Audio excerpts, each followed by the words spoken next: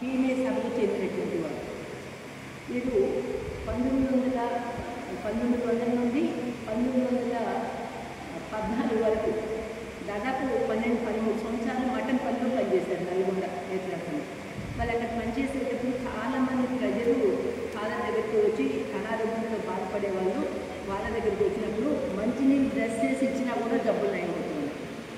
అది హోలీ వాటర్ బయటలో. అటువంటి పరిస్థితుల్లో ఫాదర్ గారు మరి వాళ్ళందరూ కూడా మాకు కూడా బ్యాప్టిజం ఇవ్వండి, మేము కూడా మీ మతంలోకి వస్తాము అని ప్రజలు అడుగుతుంటే మరి బ్యాప్టిజం అడిగిన వాళ్ళందరికీ మనం ఇవ్వలేదు. మనం ప్రార్థనలన్నీ నేర్పించిన తర్వాతనే బ్యాప్టిజం ఇవ్వగలుగుతాం.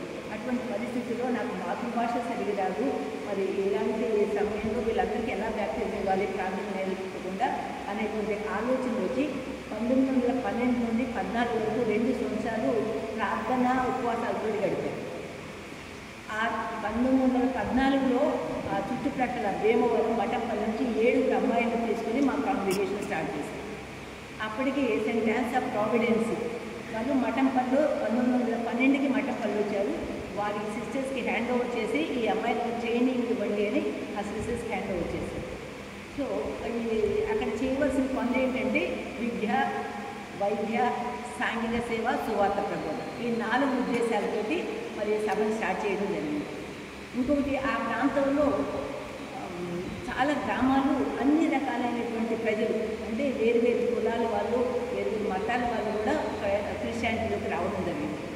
1914లో ఆ 7 అమ్మాయిలతోటి మా కమ్యూనికేషన్ స్టార్ట్ చేసి 1917 కల్లా ఏలూరు వచ్చేసారు ఫాదర్. అప్పుడు ఏలూరు ప్రాంతం అంతా కూడా అంధకారంలో ఉంది. యేసు ప్రభు అంటే తెలియదు. ఆ సువార్త బోధించే వాళ్ళు లేరు. రైల్వే స్టేషన్ దగ్గర దిగి ఆ దగ్గరలో ఒక స్థలం తీసుకుని చర్చి కట్టి అక్కడ ఉంటూ చుట్టుప్రక్కల గ్రామాలంతా తిరిగి సువార్త బోధించారు. ముఖ్యంగా వట్లూరు, పెద్దపాడు, బెంగళూరు అనే 3 ప్రాంతాలు. ఒకరోజు వట్లూరులో 400 మందికి బ్యాప్టిజం ఇచ్చారు ఒకే రోజు. ఒకరోజు బెంగళూరులో 700 మందికి ఇచ్చారు. ఎలా అంటే సిస్టర్స్ అవుతూ ఉన్నారు, 6 నెలలకు ఒకసారి సిస్టర్స్ అవుతుంటే వాళ్ళని గ్రామానికి 2 పంపించి అక్కడ ప్రార్థనలు నేర్పించమని వాళ్ళందరినీ ఒక దగ్గరికి చేర్చి బ్యాప్టిజం ఇచ్చేవాళ్ళు.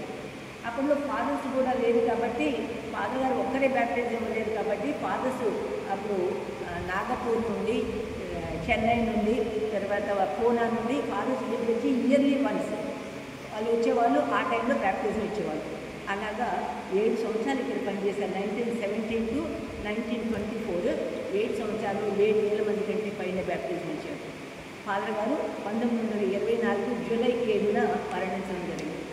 అయితే ఆనాటి ప్రజలు ఫాదర్ గారిని తప్పకుండా దేవాలయంలోనే భూతర్పణ చేయాలి, సెమిట్రీలో కాదు అని వాళ్ళందరి యొక్క ప్రోగ్రాంతో అదే దేవాలయంలో వాళ్ళు సమాధి చేశారు.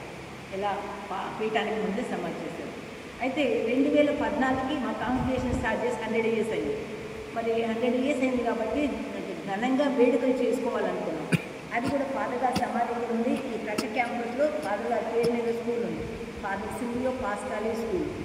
ఇక్కడ మేము ఎప్పుడైతే తలంచామో ఇదంతా కూడా వరిపోదు. అప్పుడు దేవుడు చెప్పినటువంటి ఆలోచన ప్రేరేపణ ఏంటంటే ఇక్కడ వేడుకలు కాదు, ముందు నిర్మించండి అని. ఏమి నిర్మించాలి ప్రభు అన్నప్పుడు ఆయన బయలు వచ్చింది. చాలామంది హోలీ ల్యాండ్ టూర్ అని పాలస్తీనా దేశానికి వెళ్తున్నారు, అక్కడ ఏం చూస్తానికి వెళ్తున్నారు, దాన్ని ఇక్కడ నిర్మించింది. మనందరికీ తెలుసు పాలస్తీనా దేశంలో యేసు ప్రభు పుట్టి పెరిగి అనేక అద్భుతాలు చేసి మరణం పొంది సజీవంగా లేచిన ప్రాంతాలు. అప్పుడు మనం బైబిల్ తీసుకొని బైబిల్ నుండి ఒక 36 సంఘటనలు, ఇవన్నీ కూడా మీరు లెక్క పెడితే ఆరంభం నుంచి అంతవరకు 36 ఉంటాయి. అందులో 33 యేసు ప్రభు జీవితాలు ఉంది.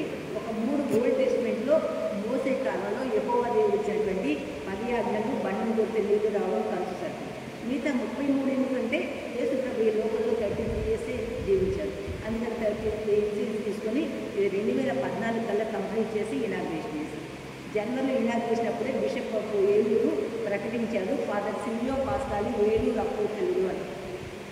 అంటే ఎందుకంటే ఏలూరు సువార్త తీసుకుని వచ్చిన వారు వాళ్ళని. అదేవిధంగా మన భారతదేశానికి ఎవరు సువార్త తీసుకొచ్చారు?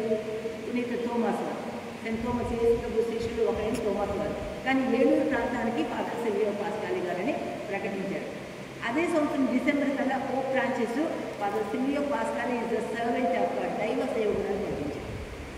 దైవ సేవకుడు అంటే ఒక పునీత పట్టం కట్టడానికి ముందు మొట్టమొదటిగా దైవ సేవకులను కల్పిస్తారు. తర్వాత వాళ్ళ జీవిత చరిత్ర అంతా కూడా మనం కనుగొని తర్వాత మన వెనరబుల్ అని డిక్లేర్ చేస్తారు. ఆ తర్వాతనే మనకి జరిగే అద్భుతాలను బట్టి వాళ్ళని బ్లెస్సెడ్ సెయింట్గా ప్రకటిస్తారు. అయితే మొదటిది ప్రకటించిన తర్వాత 2015లో మనం ఆ సమాధి ఓపెన్ చేద్దామనుకున్నప్పుడు మరి గవర్నమెంట్ మనకు ఇమీడియట్ పర్మిషన్ లేదు. 2019 మే 1 తారీఖు గవర్నమెంట్ వాళ్ళు పర్మిషన్ ఇచ్చారు. గవర్నమెంట్ అఫీషియల్స్, డాక్టర్స్, ఇంజనీర్స్, మన బిషప్స్, సిస్టర్స్, సంఘ ప్రజలు అందరూ సమక్షంలో సమాధి ఓపెన్ చేశారు. 95 సంవత్సరాల తర్వాత అప్పుడు కరెక్ట్గా 95 years అయిపోయింది ఆయన కలిపి ఓపెన్ చేస్తే అస్థి పండుగ చెక్కు చెందుతుంది. అలా మామూలుగా 5-10 years లోపల మన సమాధి ఓపెన్ చేస్తే ఈ స్కల్ తప్పితే ఏమి ఉండదు. అలాంటిది 95 సంవత్సరాలైనా కూడా అది పాడుగా ఉంది. అలాంటి అది తీసుకొచ్చి ఇక్కడ టేబుల్ 2 రోజులు ప్రజలు దర్శనాల నుంచి తర్వాత ఇక్కడ సమాధి చేయడం 2019 మే 3వ తారీఖు ఇక్కడ సమాధి చేశారు. ఇప్పుడు 6 years దాటిపోయింది. మరి క్రైస్తవ విశ్వాసం చాలా చాలా అద్భుతాలు జరుగుతాయి. ఇది మన జనవరి నుండి ప్రతి సెకండ్ సాటర్డే ప్రేయర్ కూడా స్టార్ట్ చేశాము. సెకండ్ సాటర్డే మార్నింగ్ 10 నుంచి 2 వరకు ప్రేయర్ ఉంటుంది. 2 o'clockకి పూజ అనంతరం అందరికీ వచ్చే పనులు కూడా ఏర్పాటు చేస్తున్నాం. మరి అట్లా కూడా ప్రజలు వస్తూ ఉన్నారు. ఇప్పుడిప్పుడే తెలుస్తూ ఉన్నారు. మేము ఇంకా ప్రకటించడానికి గ్రామాలు ప్రకటించడానికి మరి ఇంకా అవకాశం రాలేదు. ఏంటంటే వెనరబుల్ డిక్లేర్ చేసిన తర్వాతనే చేయాలి. ఈ వెనరబుల్ డిక్లేర్ చేసడానికి వారి యొక్క జీవిత చరిత్ర అంతా కూడా మనం క్రోడీకరించి 2019లోనే రోమ్ పంపించాం. అది అక్కడ వారు చదివి దాని గురించి ఒక బుక్ రాసిన తర్వాత అప్పుడు కోర్టు ప్రకటించారు. ఆ తర్వాత మనం ఇంకా ప్రబలం చేయొచ్చు. ఇప్పటికే ఆంధ్ర, తెలంగాణ, రాయలసీమ ఈ అన్ని ప్రాంతాల్లో కూడా తెలిసింది చాలామంది భక్తులు వస్తూ ఉన్నారు. ముఖ్యంగా లెంట్ సీజన్ ఉపవాస దినాల్లో మరి చాలా ప్రాంతాల నుండి ఫాదర్స్ వాళ్ళ అంటే పాస్టర్స్ అయితే వాళ్ళ సంఘాలు తీసుకుంటారు. ఫాదర్స్ అయితే వాళ్ళ విచారణలో ఉన్న క్రైస్తవులందరూ కూడా తీసుకుంటారు. అది వాళ్ళ యొక్క జీవిత చరిత్ర. ఇక్కడ ఎప్పుడు కూడా మేము ఎవరో ఉంటామో వచ్చినటువంటి వారికి ప్రార్థన చేయడానికి చెప్పడానికి. తర్వాత ఇంకా అద్భుతాలంటే సంతానం లేని వారు, ఉద్యోగాలు లేని వారు, పిల్లల వివాహాలు కావాలి, అనేక జబ్బులతో బాధపడినటువంటి వారు మరి ఇక్కడికి వస్తూ ఉన్నారు. ప్రార్థన ద్వారా చాలా అద్భుతాలు జరుగుతున్నాయి. వాళ్ళే వచ్చే సాక్షి. మొన్న ఈ మధ్యన ఒక 3 weeks బ్యాక్ ఏలూరు ప్రాంతం నుండి భార్య భర్త ముగ్గురు వచ్చారు. ఆయనకి 2-3 years నుండి ఈ మెడ దగ్గర నుండి నడుము వరకు విపరీతమైనటువంటి నొప్పి బాధ. అసలుకి ఏ మందులు వాడినా తగ్గట్లేదు. హోమియో వాడాడంట, తర్వాత ఇంగ్లీష్ మందులు వాడాడు, ఆయుర్వేద మందులు వాడాడు, 2 లక్షలు ఖర్చు పెట్టాడు. ఈ పెయిన్ పెట్టి తగ్గటం లేదు. అయితే ఇక్కడికి వచ్చిన తర్వాత ప్రార్థన చేసి మరి ఇక్కడ ఒక ప్రార్థన కార్డు ఉంటుంది ఫాదర్ గారి, ఆ కార్డు ఒకటి ఇచ్చాను. అది ఇచ్చి బాగా రోజు ప్రార్థన చేసుకో, ఇది రోజు నీకు బాగా ప్రార్థన చేసుకో, నువ్వు నిప్పంటి నవ్వులు ఇలా పెట్టి కూడా ఆయన ఎవరికి ఏది బాగాలేదన్నా కళ్ళనొప్పుకోలేదు, గుండెనొప్పుకోలేదు అలా పెట్టి ప్రార్థన చేస్తే అద్భుతాలు జరుగుతాయి. అయితే ఆయన ప్రార్థన చేసుకుంటూ ఉన్నారు. 1 week అయిపోయింది. సెకండ్ వీక్లో నైట్ సాటర్డే అంటే తర్వాత వారం సెకండ్ సాటర్డే అంటే మన 12th ముందు సాటర్డే అండి. ఇలా పండుకున్నారు. నిజంగా అలాగే ఇంకా ఏ కట్టలు పండుకోవడానికి కూడా అది లేదు. ఇంకెలా పండుకున్నా ఇట్లా డైరెక్ట్ పండుకోవాలి. అనుకుంటే అర్ధరాత్రిలో తెల్లటి వస్త్రం వేసుకుని తన దగ్గరికి వచ్చి వేసి ఇక్కడి నుండి చెయ్యి ఇలా పెట్టి ఇట్లా కిందకి ఇలా అన్నారండి. అన్నీ ఆ బాధ ఏదో ఇలా తీసేస్తారు అనమాట. అమ్మా అని పెద్దగా వచ్చారు.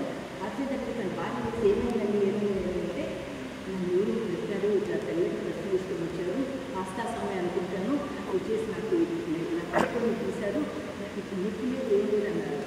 అయితే లేదు చెప్పండి ఏ నొప్పి లేదు. ఇలా పొద్దున్న 6 పొద్దున్న ఇక్కడికి వచ్చారు. వచ్చి అమ్మ అద్భుతం జరిగిందమ్మా, నాకు అద్భుతంగా ఏమద్భుతం అయ్యాలి నేను మర్చిపోయింది. చాలా మంది ఉంటారు కదా అమ్మ ఇక్కడ ప్రార్థన చేసుకుని వెళ్ళాను కదా